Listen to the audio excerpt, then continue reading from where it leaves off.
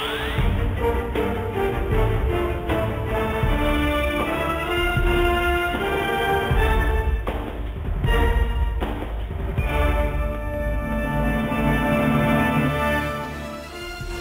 আরেকবার খাতুনগঞ্জ থেকে মতিঝিলে। আজ আমরা আলোচনা করছি সপ্তম পঞ্চবার্ষিক পরিকল্পনা নিয়ে। এই নিয়ে আলোচনা করতে আমার সাথে স্টুডিওতে রয়েছেন বিআইডিএস এর রিসার্চ ফেলো ওয়াজিদ হাসান শাহ এবং দৈনিক সমকালের বিজনেস এডিটর জাকির হোসেন। জনাব জাকির হোসেন এবং জনাব ওয়াজিদ আলী শাহ, আপনাদেরকে স্বাগত জানাচ্ছি এই অনুষ্ঠানে। আরেকবার জনাব জাকির হোসেন, আপনাকে দিয়ে শুরু করতে যাচ্ছি। আমরা কথা বলছিলাম আমরা যে সপ্তম পঞ্চবার্ষিক পরিকল্পনা তার বিভিন্ন দিক নিয়ে। এবার আপনার সাথে আলোচনা করতে চাই এক্সপোর্ট বা রপ্তানি লক্ষ্যমাত্রা কেমন হবে বা কি দিক নির্দেশন থাকবে এই নতুন যে পঞ্চবার্ষিক পরিকল্পনায়, সেখানে একটা কোন দিকে গুরুত্ব দেওয়া উচিত? কারণ এক ধরনের একটা খারাপ সময়ের মধ্যে যাচ্ছি আমরা আমাদের এক্সপোর্ট সেক্টর, সেটা আমরা সবাই জানি। এই ক্ষেত্রে এক্সপোর্টকে প্রণোদনা দিতে আসলে কি ধরনের ইনসেন্টিভ থাকা উচিত? এক্সপোর্ট এই মুহূর্তে যেটা রপ্তানিকারকরা বলছেন যে এই মুহূর্তে এক্সপোর্টের মূল সমস্যা হচ্ছে ইমেজ। আপনি যদি দেখেন যে একটা ইমেজ সংকট, কিছুটা রিকভারি আমরা করতে পেরেছি রানা প্লাজা ডিজাস্টারের পর।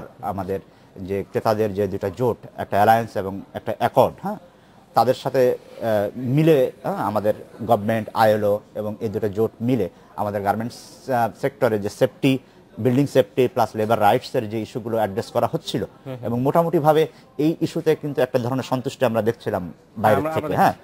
এইরকম একটা অবস্থায় যখন আবার এই বছরের শুরু থেকে যে সহিংস রাজনীতি যেটা শুরু হয়েছে, এই মুহূর্তে আপনি জানেন যে আমাদের ঢাকায় কিন্তু বায়ারদের প্রতিনিধিরা আসছেন না বললেই চলে।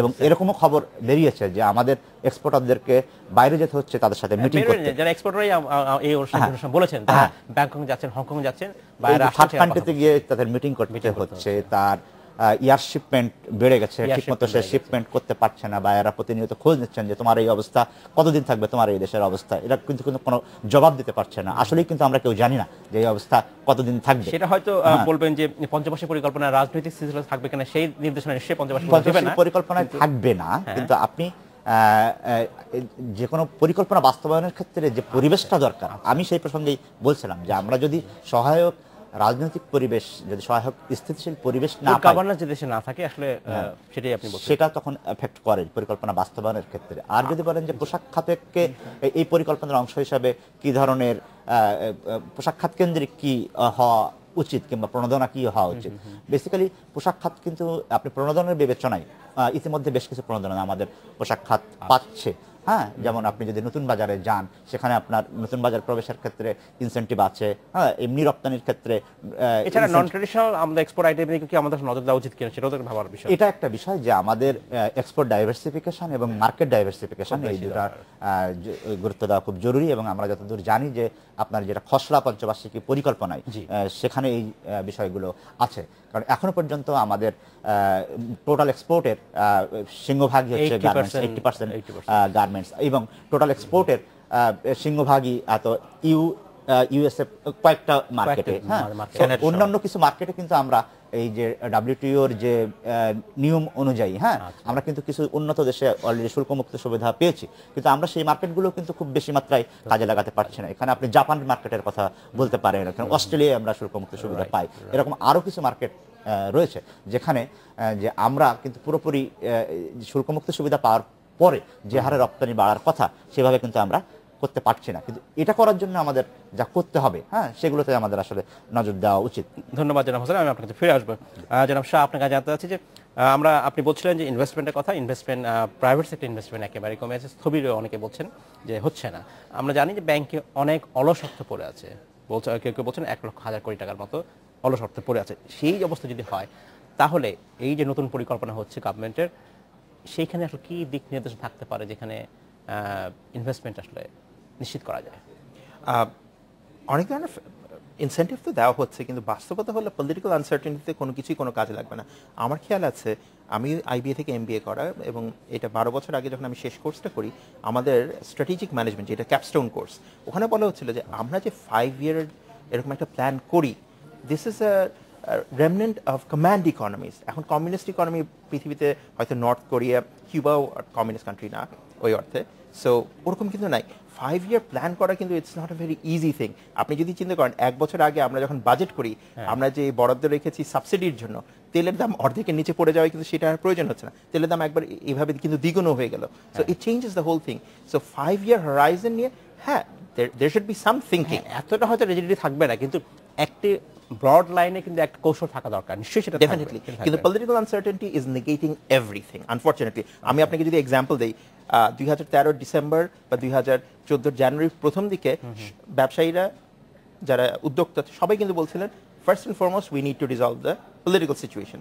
গত বছর 2014 জুন জুলাইয়ে সবাই বলছিল infrastructure is number 1, number 2 is development of skill man power. এখন আবার কিন্তু ফিরত আসছে পলিটিক্যাল আনসার্টেনটি। এই অবস্থায় it is very difficult to say what will work, what will not work, depending on the situation, how long this lasts. কারণ জিনিসটা হলো যে এই আনসার্টেনটির মধ্যে কেন মানুষ ইনভেস্ট করবে, মানে there is no incentive to invest, it is uncertain. Exactly. আমি একটা হোসেন আপনাকে জানতে চাচ্ছি যে আমরা পলিটিক্যাল আনসার্টেনটির কথা বলছি, কিন্তু একটা জিনিস কিন্তু একটা জিনিস নিশ্চিত করতে পারিনি বা আমাদের দেশের সমাজে নাই, সেটা হচ্ছে গুড গভর্নেন্স। সমাজের কোনো সেক্টরে কোনো মানে আমরা যেখানে যার যেটা কাজ করার কথা সেইখানে সে গভর্নেন্সটা নাই, আইনের শাসনটা নাই, এটাও কি ডেভেলপমেন্টকে হ্যাম্পার করবে? অবশ্যই। এখন তো আপনার উন্নয়নের ক্ষেত্রে গভর্নেন্স তো খুব বড় ইস্যু, কিন্তু ইনফ্রাস্ট্রাকচার হলেই তো হবে না আপনার যদি গভর্নেন্স না থাকে।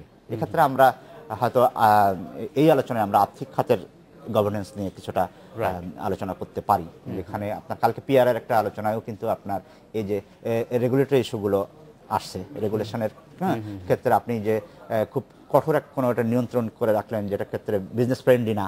হ্যাঁ, যেমন আপনি যদি ওয়ার্ল্ড ব্যাংকের এবছরের যে ডুইং বিজনেস রিপোর্টের যে যদি আপনি ইন্ডেক্সটা দেখেন, বাংলাদেশের কিন্তু সেখানে পতন হয়েছে, যেখানে বাংলাদেশের ইলেকট্রিসিটি সংযোগ পেতে এতদিন লাগে, অন্যান্য দেশের 1 বছরের বেশি লাগে। ঠিক আছে, আপনার একটা সম্পত্তি রেজিস্ট্রেশন করতে অন্যান্য অনেক দেশের চেয়ে বেশি লাগে। ঠিক আছে, এরকম বেশ কিছু আছে যে আপনার একটা ব্যবসা শুরু করতে বাংলাদেশে এতদিন লাগে। যদি আপনার এগুলো কিন্তু গভর্নেন্সের সাথে সংশ্লিষ্ট, মানে আপনার যদি গভর্নেন্সটা খুব সুন্দর হয় তাহলে এতদিন লাগার কথা না। এই যে কিছু হয়তো আমাদের আমরা তন্ত্র ওইভাবে সাপোর্ট দিতে পারছে না, আমরা যতটা প্রম্পট চাই আমরা ব্যবসায়ীরা যেটা পাই। হ্যাঁ, সো এগুলো গভর্নেন্স ইস্যু আর কি। ধন্যবাদ।